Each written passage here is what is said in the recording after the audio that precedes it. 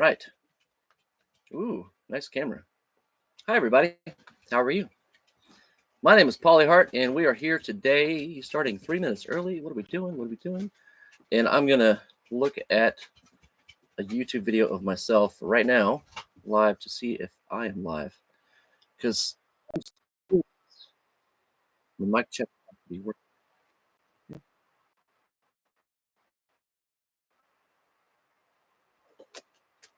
How's that? Can you hear me?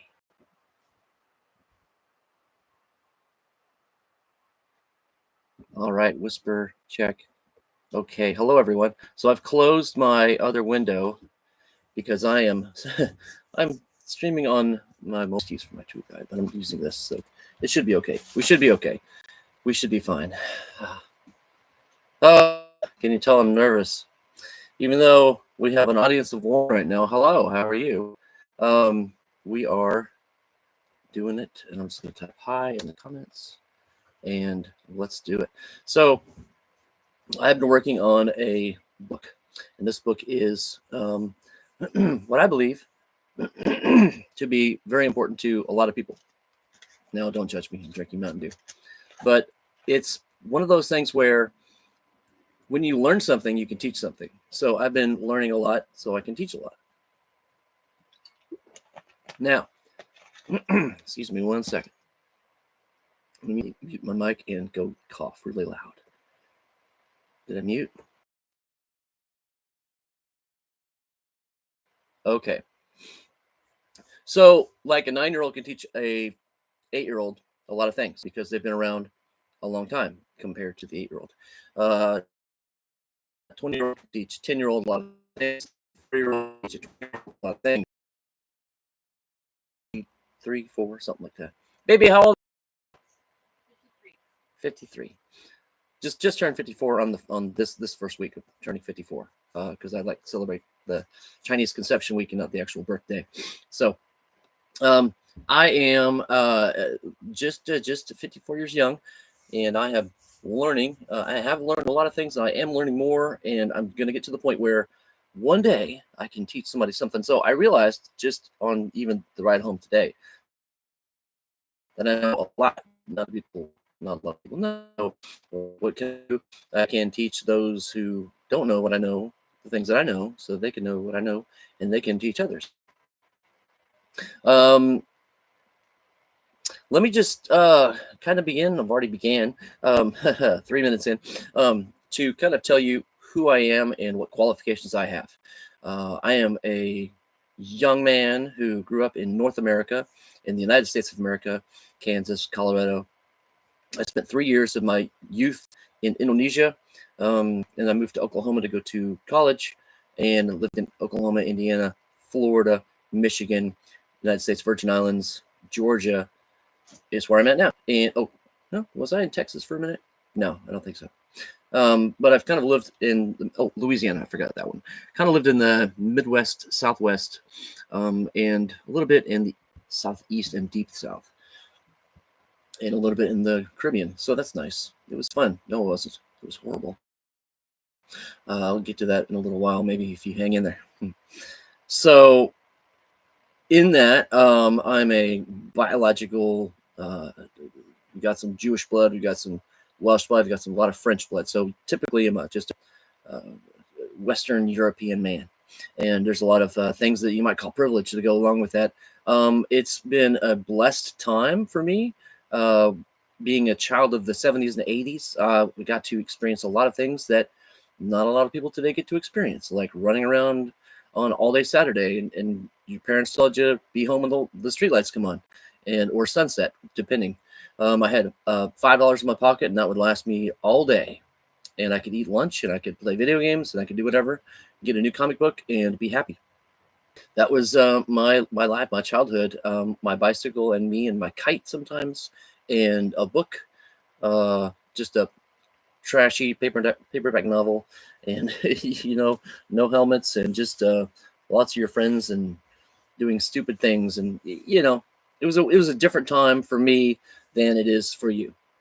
1 second.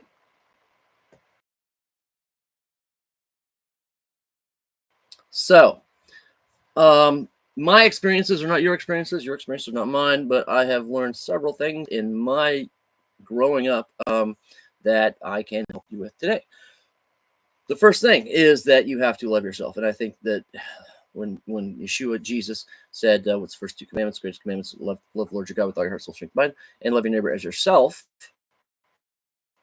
These two, you do those, and you're going to hang all the law on the commandments on those two things. Now, guy over there across the street, those guys they're my neighbors. So we love our neighbors, and it says it's trying to disconnect me. What are we doing? Maybe if I put my phone next to the window, will that help? Oh no. Here we go. So loving our neighbors, we love ourselves. Now we have to love ourselves before we love our neighbors. We have to love God first, and then we love ourselves. We love our neighbors because we love ourselves and we love God. So if you don't know who you are and you think you're less than what you are, or you're calling God a liar, you're saying, no, I'm worthless. He said you're worthwhile, but you say you're worth less. That's the conundrum, isn't it? You have to love yourself. You have to love yourself, and then you have the possibility to love others. Does that make sense? Does that make sense at all? My wife and I are best friends, and we don't have a lot of other friends. And we were talking the other day about emotional stability, like how deeply you are sad about something, that same depth, like from a 0 to negative 100, that same depth, you can be just as excited about something else at a plus 100. If you have lived in a bubble growing up and you never experienced regret, remorse, shame, trauma, then in your trauma response has been, you haven't really been able to figure out your fight or flee or fawn mechanisms, coping mechanisms, and you dig down into that depth, you'll never be able to experience the exact opposite of pure joy. So we have realized that with each other that I have been through some deeply traumatic experiences, more so than she has. She's been through a lot because just like everybody in this world, she has. But my ability to dig down and find that bottom level pain gives me somewhat of an advantage to find a higher level of joy and mirth and glee and just chipperness altogether. And it's interesting that when we allow ourselves to experience life, when we allow ourselves to run as fast as we can and not care about skinning our knees, when we skin our knees, we learn very quickly how to pick up our feet and look we're running, and how to jump over the curb and tree roots or whatever. So the deeper you go, the farther you go, the more, hopefully, the more you learn. A wise man once said this, I think Nelson Mandela pinned it first. You either win or you learn. And I think that's so impactful. You win or you learn. A lot of people say, no, I either win or I lose. But one of my favorite quotes is by Henry Ford, who said, whether you think you can or you think you can't, you are right. So, all that being said, again, I've been through some stuff and I'd like to share it with you. And the thing that I'm working on now is Let Go of Being Stupid. It is a book. Let Go of Being Stupid. And Gain Wisdom to Change Your Future. Let Go of Being Stupid, and then Gain Wisdom to Change Your Future. The book that I'm working on currently, it is basically based on Proverbs chapter 8, verse 5. And this is from the Coverdale Bible updated. Take heed unto knowledge, O you ignorant. Be wise in your heart, O you fools. Proverbs 8:5 is good because it shows you how you can get better if you let go of the thing. Right? So a lot of us try to go through life and just get the thing, but we're not ready as a person to have that thing. So we have to become the person to do the thing to have the object of our desire. So it's a be, do, have process. Again, like if I said, I can't love you if I don't love myself, right? I cannot be the person. I cannot have the ability to give you your love that you deserve from me if I'm not the person being that is the person who's able to have that love to give. Be, do, have. let's go ahead and I'm going to dive in. I promised you in the title that we were going to look at the book, and we are together looking at the book. So if you would like to look at last week's kind of run through, I just kind of ran through the whole book and I read the preface. I'm going to kind of give you the overview again of how the book functions, because a lot of you out there will be looking at the book when you have it in your hands. And they'll say, I don't get it. Why are the edges colored? Why are there little indentations? What's going on?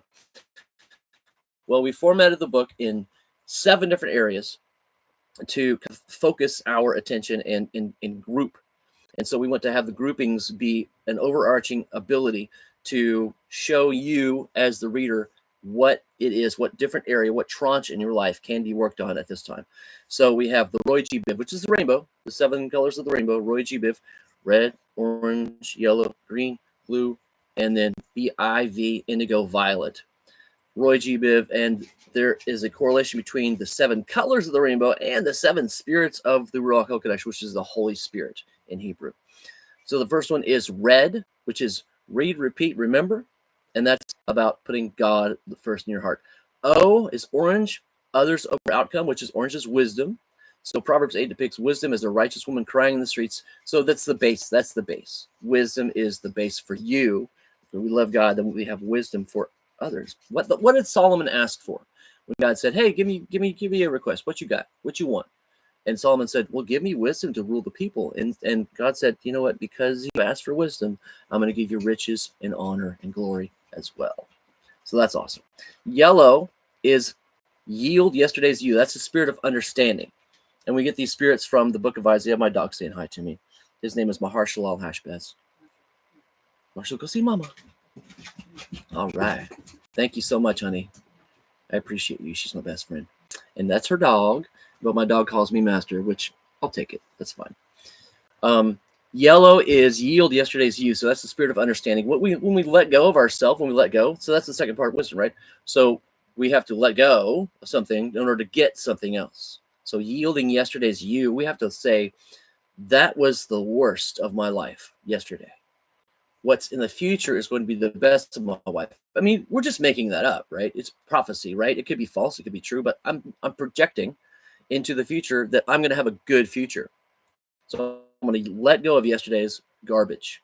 I'm going to forgive my uncle for dangling me off the cliff. I'm going to forgive my brother for beating me up. I'm going to forgive my mom, forgive my dad, forgive myself, forgive my grandma, all the things that I have to let go of. For me specifically, I have 2 ex-wives that divorced me. I have to forgive them and let go so I can have a good relationship with my wife now. Yielding yesterday's you. That's yellow. Now, green is the spirit of strategy or counsel, getting greater goals. So once you've done that, once you've let go and you've decided to grasp on wisdom, now you have to put a plan for yourself. Now, you can goal set if you want to. Goal setting is just a loose term. Most people don't even know what it means. Goal setting is just the ability to project into the future. I want to get to this mile marker. So you don't have to set the goal all the way. Like, my goal is to die. I'm probably going to be successful with that. That's not what I'm talking about. Like, I want to have a house one day. I want to have another pack of bubble gum. Whatever the silly goal is you have. I like to set mile markers for important things because I can get to a mile marker. When you set a goal, sometimes you have a self-fulfilling sense of achievement, and then you stop. And then you're like, oh, yeah, I made the goal. Hooray, I won. What did you win, really, though? Because you're still going. So I like mile markers, but getting greater goals, it's just a good term to have. B, blue, belief begets behavior. So who you are is what you do. So when you believe in yourself, you're going to start changing your habits. It's the spirit of willpower, might, or strength. You're going to start changing your habits to become the person you want to be. Like, the only difference between me now and me in the future is the things that I haven't learned and applied yet. The future, I'm going to be a millionaire. Now, you might say, well, that's just pretentious. Love of money is the root of all evil. Or money is the root of all evil. Well, okay, we'll get into that in a minute. But I want to tell you that you're not going to get better unless you believe you can get better. Remember what Henry Ford said, and he's right. Whether you think you can, you think you can't, you're right. It's all about your mindset. Once you put your mind right, you can do it. Indigo, investment, incomes. Indigo is the spirit of knowledge, the things you know, your skills, your applied trade, your talents that you have naturally, your innate abilities to do something. You need to find out how to put that in the marketplace and create wealth from it, right? Because any fool can count the seeds in an apple, but only God can count the apples in a seed. Am I right? Am I right? That's the law of sowing and reaping. It's as old as time, and it will continue on until forever and ever happens. And it doesn't matter if you're an apricot and you just have the pit, or a peach, just the pit, or if you're a watermelon and all your seeds are in the fruit, like a banana, and it's just everywhere. Or if you're like an apple, all your seeds are very, very distinct. They're right in the middle, and there's 5 of them or 7 of them, or whatever the apple is. So it doesn't matter how many talents you have. If you plant yourself into the garden of your supply, of your future, you will reap the benefit. And the Bible says 30, 60, 100-fold. That's not 30%, 60%, 100%. That's 3,000%, 6,000%, 10,000%. That's 10x. So our innate ability to find wealth, whatever you love, whatever you're good at, and whatever the marketplace desires, those 3 in a Venn diagram, when they intersect, that's where your wealth will begin. And so V is victorious vocation velocity. V is the spirit of honor or reverence, archaically fear. That's violet. And that is, well, you got to know, man. You got to understand I'll just read it to you. Violet is the spirit of honor or reverence or archaically fear. It's not a bad thing to have fear of a tornado or a snake. Rational fear is a good thing. It's healthy knowing that the thing can and will hurt you should you allow it. It's not anxiety. That's irrational fear of something that could happen, but most likely won't. Fear is anticipation of the awesome, right? So I love to fear the proper things to fear. Like if I see a maniac running down the street with a knife, I will fear that man and I will run and hide, right? But I'm not going to go around being anxious about something. There could be a maniac with a knife. In the book of Proverbs, there's a verse, and I wish I knew the reference. It says, the lazy man sits in bed all day saying to himself, there might be a lion in the streets. Like, who's going to sit around and say, oh yeah, can't go to work today. There could be a lion. I'm not going to go to work because my car might break down. I'm not going to go to work because it might hurt my hand. That's just self-defeating anxiety. So the more we understand the reality of the possibilities and the fake realities, the ones we put into ourselves, again, that's prediction, that's prophecy, that's self-fulfilling. See, that's just something that I made up. Like if I'm making up something good about my future, like I'm going to go in and I'm going to have a great day tomorrow. At work, when you say that, you will probably have a great day tomorrow. But if you go in saying, oh man, I'm going to go in and things are just going to be bad, it's going to be the same as it was last week, and Tiffany's going to yell at me again, and Trevor is going to call me an idiot, and they won't have the parts, etc., etc., etc. You self-defeat yourself. So victorious vocation velocity, when you put yourself out there in trust to know that those who love God, all things work together for those who love God and are called according to his purpose. I was slaughtering that verse. So those 7 things inside of the book are the basis of the book. In each one of the 7 parts, there are 10 chapters. And we're going to get into chapter, let's roll the dice. Jennifer, give me 1 through 7. 2? All right. Give me 1 through 10. 5. 2, 5. We're going to do it because Jennifer said so. Hopefully the whirring of my computer is not too loud. 2, 5. Okay, so that's O, others over outcome. And we are going to look at 4. That's 4. 5. Chapter 5 is O5. Our ignorance harms others. Cool. And yeah, I have gone through this and edited it for the 5th time. So I'm doing my 5th edit on the book now. It's only going to get better. There's a story when Kevin Williams was filming a movie with Bruce Willis. And I can't remember what movie it was. Anyway, one of Kevin Smith's first forays into things that wasn't Clerks, his own silly little universe. And Bruce Willis was looking at the script. And Kevin, I've tried to find this video again and again and again, but I think it keeps getting deleted. Kevin was looking through the script with Bruce, and Bruce was like, what's all this? What's all this? What's all this part in the script? And he rips that out of the script, and it says it's Chuffa. And Kevin Smith's like, what are you doing? That's the script. And Bruce Willis says, this is Chuffa. Chuffa. Kevin's like, what is Chuffa? He said, it doesn't belong here. And Kevin Smith was like, oh, wait a minute. He says, yeah, when you go into a store to rob it, you're like, everybody stick your hands up. This is a robbery. Oh, what's that? That's a dog. That's a cute dog. Hey, what kind of dog is that? And you start talking about the dog, but then it's like, I said, put your hands up. This is a robbery. So that whole interaction with the dog doesn't push the plot forward. It's Chuffa. So in my fifth edit, I'm deleting things, and it's good because, gosh, who said it in writing? And I'm a writer. Someone said, kill your darlings, because that's the hardest thing for you to do as a writer when you're writing. You have this really great protagonist, you have this main character, you have this associated character, and they're all helping. But then what you have to do is you have to hurt the person that you're writing about so that you can gain the trust of your reader. And when you kill your darlings, you are able to, well, you're able to actually push the plot forward. So I have been doing that with this book, and this is chapter 05, which is others over outcome, and our ignorance harms others. So at the very beginning, references to other parts of the book. Yellow is yield yesterday's you, and B is belief begets behavior. So when you're reading this book, you can read it in two ways. You can read it straight through, top to bottom, or you can flip reference point to reference point. So this also deals with yellow, and this also deals with blue. So when you're reading this, when you're like, you know what, I think I need to apply this more in my life in the habits, the belief begets behavior part. So I'm going to flip to another part of blue where this one told me to go. So it's almost like a choose another adventure book, which is interesting. And I've got 3 for each chapter, and I think it's going to be pretty cool. Without further ado, chapter 5.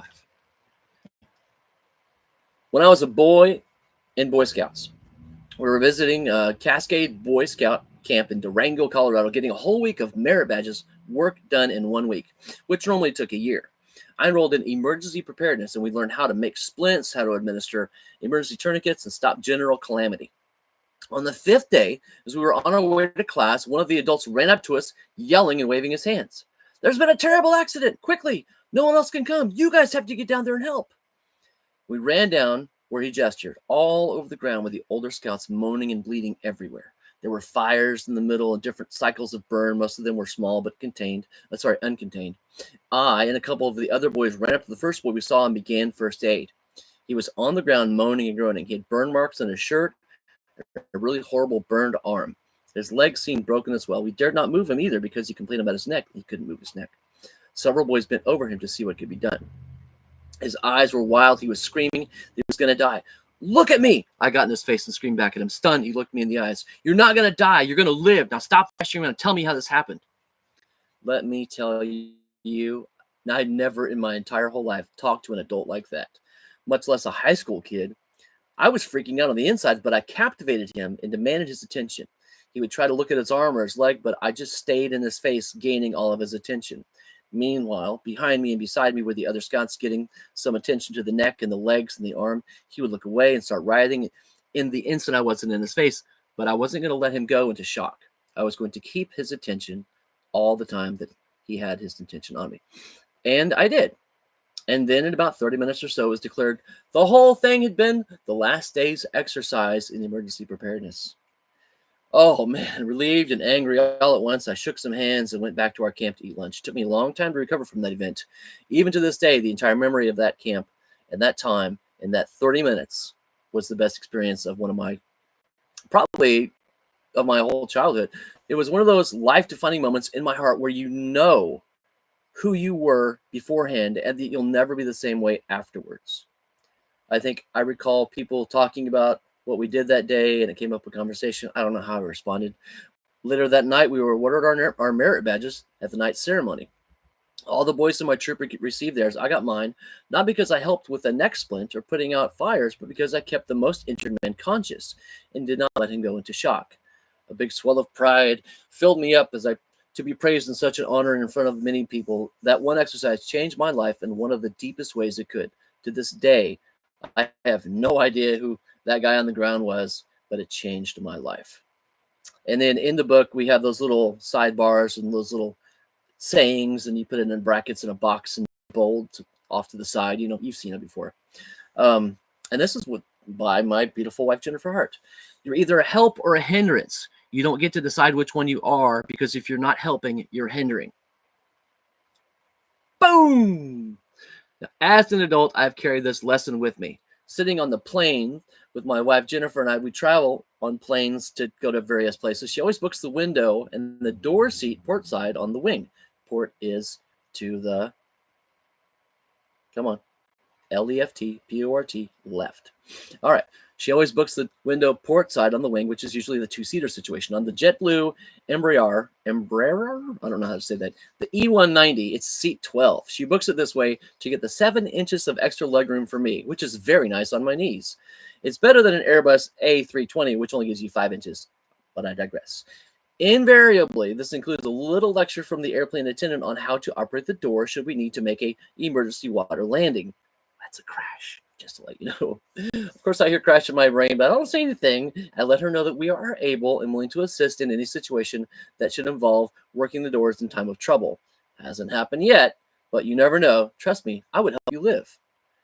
Of course, you know, I read the little trifold manual. Who reads that? Me. I'm the guy. I'm the guy who reads that whole thing. I will memorize the plane schematics just before, and I'll start Googling until they tell me to turn off my Wi-Fi. Anyway, yeah, I'm the guy. You never know. A little reading might just save your life, my life, their lives. Let's say I didn't read that thing, and in the unlikely event of a water landing, I don't know what to do, and I start panicking, and I don't help you get off the plane.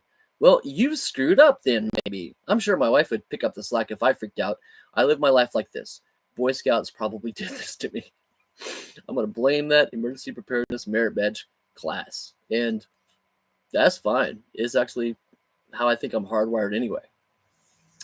When my brother and I were very little, we were preparing for a road trip with the family in our green Volvo station wagon. It was ugly, but we were children. It was the car, and we were going on the trip. Put this bag in here, put that bag over there, shut the door. Well, I shut the door on my brother's hand. It was an accident, a complete accident, but instead of going on the trip, we were going to the hospital. I felt so bad. Of course I felt badly. What else could children do when they feel helpless? Sure, I cried, but I guarantee my brother cried harder. I cried from empathy, from fear of his pain, and from the obvious selfish fear, the fear I'd be punished. See, I did a lot of stuff on purpose that might be considered torture by today's standards to my little brother, and he got his revenge on me in his due time, but I never would slam his hand at a car door. You know, not that badly, not like that. I did shove a bean up his nose once when he ruined my Wizard of Oz diorama, and so we called it even. But when it came down to it, he's my brother. I would never cause him that much physical pain intentionally. The lesson? Don't help someone shut a door or open a door. Always be aware of pinch points. Small lesson, but very important to say the least. It has helped me in my life. I think the reason it still sticks out in my mind, so after all these years, is that no one believes in it. My mom, my dad, my brother, everyone all assumed I had done it on purpose. Because I was just that kid. I was just an evil little troll. I was just bad. But I did not do that on purpose. Still to this day, I did not do that on purpose. And I have been so sincere in my many lies in the past about not meaning something. They thought this was one of those times. Boy, did I get in trouble for his hand. I was spanked to my room after getting back from the hospital. Our trip was delayed. Yeah, no more Nintendo, Atari, I can't remember. It was one of those big deals where we were transitioning from one system into the next system, and I ruined that transition. The big deal was the TV was moved into his room, and only he could play games on the game console. He couldn't even really play with his hand anyway. You know, how do you do that? But I'm innocent, I tried to tell everybody. I forgive you for my brother, but in his heart, I believe you would have been more meaningful. Ouch. I was never able to get them to understand that this was not intentional. I mean, maybe someone did, but the damage was done in my heart, that I was a liar. And that's always how I'd be seen by them forever and ever after that point. They couldn't believe I'd do something that horrible and that mean. Well, maybe they believed me after a while. I don't know. But in my mind, they always viewed me as the liar. I learned a valuable lesson. Acts of randomness, when viewed in the lens of a person's natural habit, will be seen as that person's actual habit. Accidents didn't happen like that. It was always a natural occurrence, and that was always on purpose. So, as an adult, I've learned to just ignore accidents and viewing myself and my actions through the lens of their interpretation, I see, oh, if he did that on purpose, this is why. So I try just to be a better person all in general. I need to let go of being stupid. This is where it comes back to what I mentioned before. The idea that your brain is an addict. Should you believe that, which I don't, that you have to make sure and keep a few essentials in the forefront of your mind. So I'm actually referencing something else that was talked about before. And I'm going to go over that really quickly just so you don't get lost. When Arthur Conan Doyle, the man who wrote Sherlock Holmes, talked about his supporting character, Watson, John Watson, and Sherlock Holmes, their first interaction with each other, they were talking about the solar system. And Watson said, well, don't you care about astronomy at all? And Holmes says, no, I don't care a deuce about astronomy. What does it matter what revolves around what, as long as I know what my job is? And of course, he could tell you 30 different types of clay around the London area. He could tell you different ashes, but he didn't care about astronomy. So that idea was transported into the book Dreamcatcher by Stephen King. One of the character's superpowers is to have a mind palace or a mind warehouse. I don't really agree with that at all. I think that we are able to have bigger, better connections. Our brain is a wet sponge, and the more it gets in, the more it can grow. Then the more it gets in, the more it can grow. The more connectivities we have, there are more axiom connections in our brain than there are atoms in the universe from life here. And that's probably not true. But I do hear something like that. It's very, very completely far-fetched. But I think the more you know, the more you can know. And like Aristotle said, I know that I know nothing. And that gets you to the very bottom of the Dunning-Kruger curve, which I'll explain briefly. The Dunning-Kruger effect. Dunning-Kruger effect is you have ignorance and arrogance on this chart here. On this side, you have time over this. The 9-year-old who thinks he knows everything about riding a bicycle quickly learns that he doesn't when he keeps scratching his knees and his face and his elbows. And at the very bottom here, when he's like 20, he realizes he doesn't know anything about riding a bicycle. You kind of get up here as you become a BMX professional. And when you're up here, you're at your peak, your arrogance has matched your time. So that's the Dunning-Kruger effect. When we let go of all the things that we don't know, we know. I'm just confusing myself now, aren't I? Anyway, you get the point. Okay. Fire essentials. If you see a fire, do you know how to call 911? You laugh. There are those who do not. There are those who do not know how to call 911. What's the number for 911? You can watch YouTube videos about them and laugh your butt off. Do you know how to operate a fire extinguisher? PASS, pull, aim, spread, spray. Spray and spread. Oh, now you're not laughing because maybe you didn't know that. All right, what is an ABC fire extinguisher? What does ABC stand for on a fire extinguisher? Do you know that? Can you use water to fire? When should you smother and not drown? When should you immerse? When should you cover and not smother? When should you starve? When should you control burn? So we think we know a lot about fire because we burned our hand once. But there's more about fire that we don't know than there is that we know. Even with our limited capacity on the Dunning-Kruger effect way over here, where we think we know everything because our arrogance and our ignorance is over here on the side of early time. Firemen go through this, and they get here out of their school. They know nothing. They know nothing, and that's a good point to start in your everything, in your interactions with people, in your interactions with God, yourself, all around you. Like, it's interesting to know that most people think they're a great driver until they are interviewed by the police. And when the police hear something like, I don't know, that tree just jumped out in front of me, there is a point of understanding in that person's mind where maybe it happens. Sometimes it doesn't happen, but hopefully it happens, where they realize that it wasn't the tree that jumped out in front of them. It was because they were answering their texts, or that they were smacking their kid in the back of the head, or they were grabbing for the thing they shouldn't have been doing. Interestingly, people become better drivers after a wreck. So if you were to take a defensive driving class, or if you take a racing class, you're going to learn different things for different situations. When others over outcome is the goal in your heart or your head, you start putting others above yourself. And that changes your entire dynamic with how you drive, how you interact with the fire, how you do everything, because you're learning that I'm not first, I'm third, right? God, others, myself. When you place yourself third, you can change your entire world. Excuse me, I'm going to clear my throat one more time. Just going to put this on mute. Goodness, I apologize. Now, I've got two more paragraphs here at the very end. I'm going to read this and we're going to get to a conclusion. When should you smother? When should you not smother? When should you starve? When should you control burn? Or do you know any of the definitions of the words I'm using? Listen, it doesn't matter right now, and trust me, I'm not belittling you. It's just you and me right now. I've been in the direct path of a grass fire. I'm probably the one who started that grass fire. I've had fireworks explode in my hand. I've had gasoline explosions on my legs erupt in an angry flame and burn me severely. I have had a severe case of the stupids. And I have learned a lot about how not to treat fire. I learned a lot about fire when I was in the Boy Scouts of America. That's right. Black Bear District Troop 542, Wichita, Kansas. I've had many lessons on fire that were mostly all embarrassing.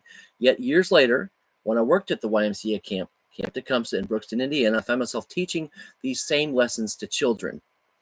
They were in the education field trips. I not only taught children how to make fires, I taught them how to fish, make a rope ladder, and how to build a log cabin with an axe, which was hilariously fun. Wilderness survival aside, if I'd not had any experience on how to put out fires, we might not have had the large forest fire a couple of times over at Horseshoe Bend. Thank God, those two instances, the training I received from Boy Scouts helped me at the YMCA. Fortunately, there was never a time that I had to yell at someone to keep them from going into shock. And with that, I'm going to make a note because that is a poor ending to this chapter. There, I've made a note. Now I'm going to go through my 6th edit.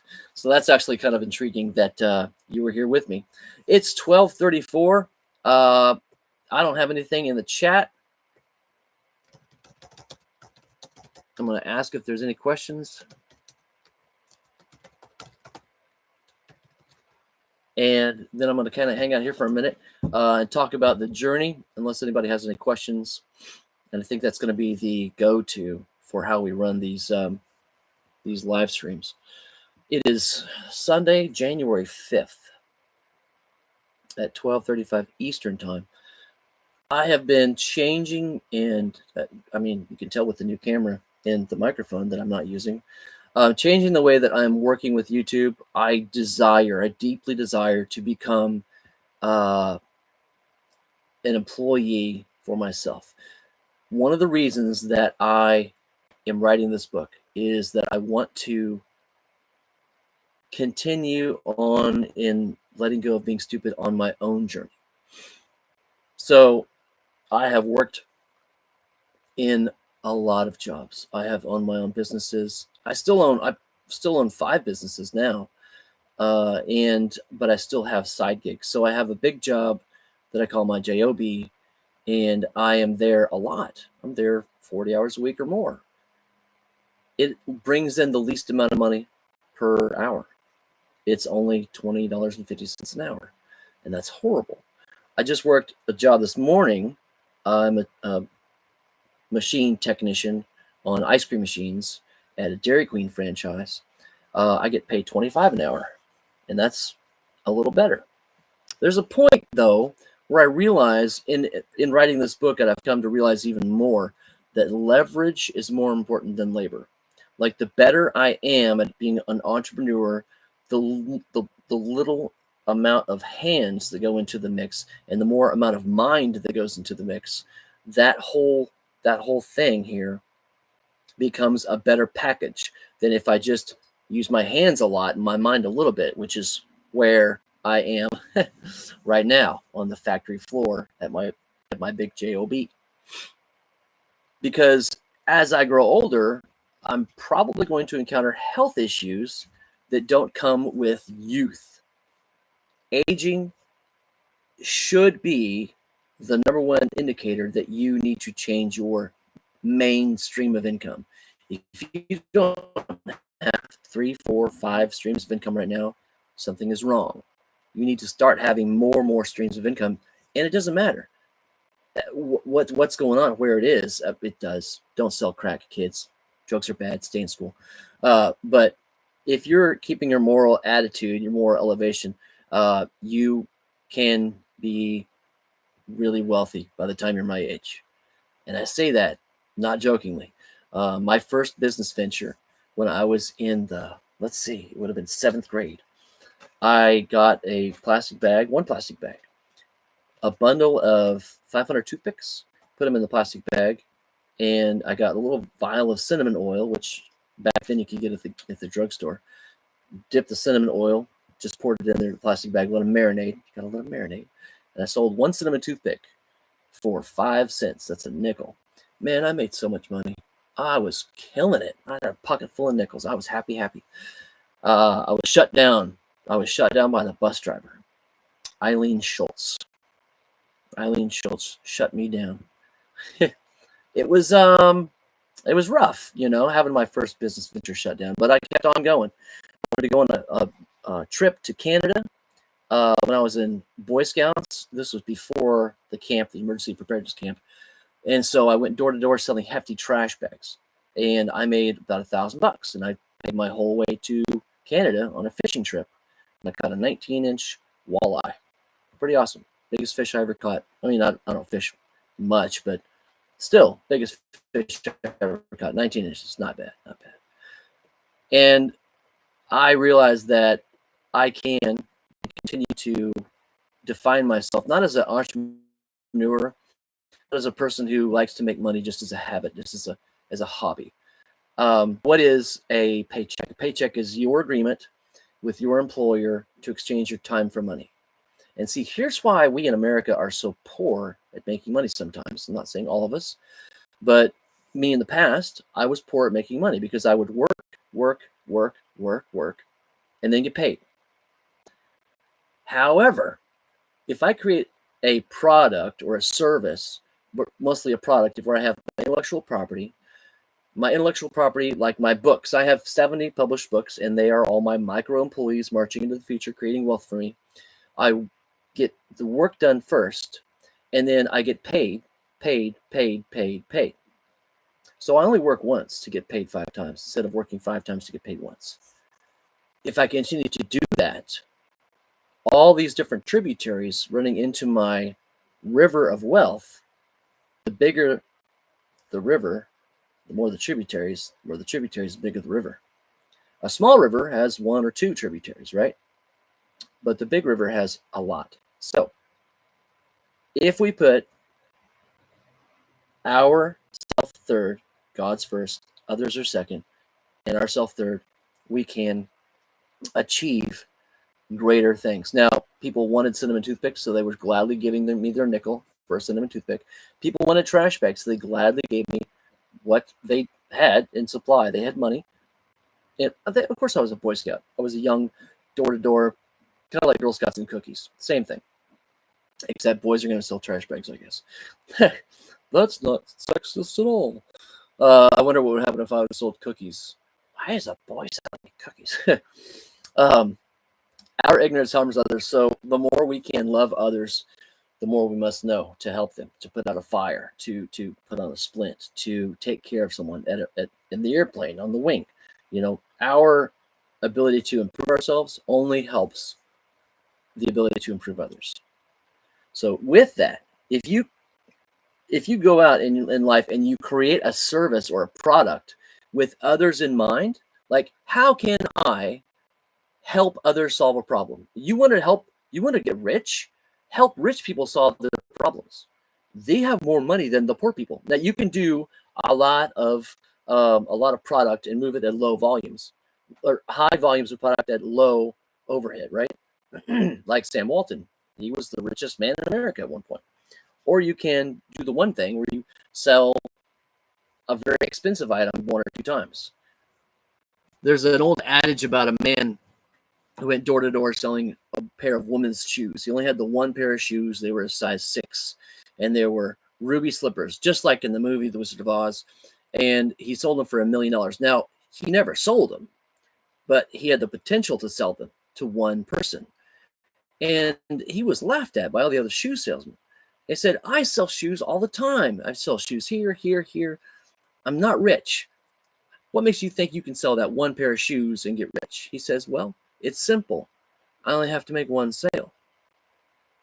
So if you find the customer that needs that one thing, then you're going to be rich. And it's not about wealth, trust me. But what is wealth but the energy to do the more thing? So it's like time.